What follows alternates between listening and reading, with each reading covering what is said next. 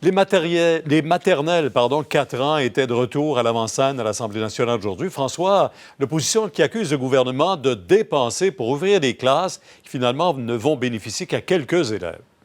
Oui, vous savez que l'instauration des maternelles 4 ans, ça soulève toutes sortes de questions. Il y a les parents qui se demandent si vraiment leur enfant va aller dans ce genre de service, de quelle grosseur seront les groupes aussi dans lesquels seront les enfants. Et on se pose la même question du côté des commissions scolaires. Les commissions scolaires disent, bon, est-ce qu'on fait des groupes de 10, des groupes de 11, est-ce qu'on va à des groupes de 15?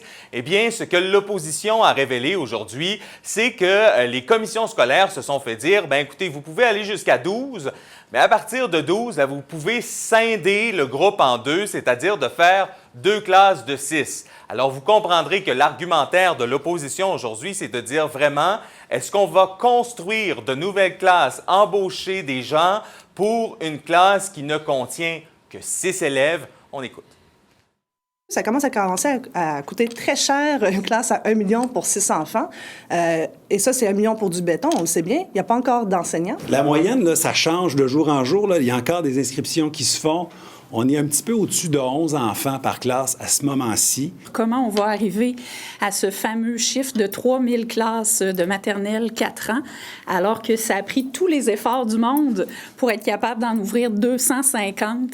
Il y a Québec solidaire, par ailleurs, qui interpelle le commissaire à l'éthique. Ça concerne justement le ministre de l'Éducation, M. Roberge. Oui, vous vous souviendrez peut-être qu'au mois de mai, il y a des gens de New York qui étaient venus en commission parlementaire pour témoigner de leur expérience des maternelles 4 ans.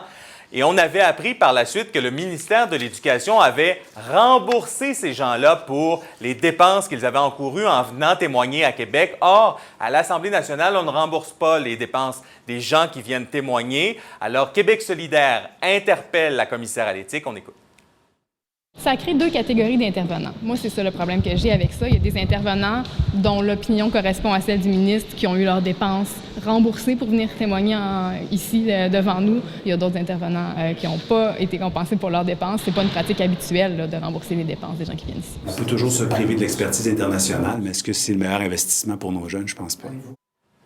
Et Pierre, le ministre nous assure que cette année, ce sont bel et bien 644 classes de maternelle 4 ans qui vont avoir leurs portes ouvertes et que ça va augmenter d'année en année par la suite. On commence dès la maternelle à compter. On est rendu à 144 classes.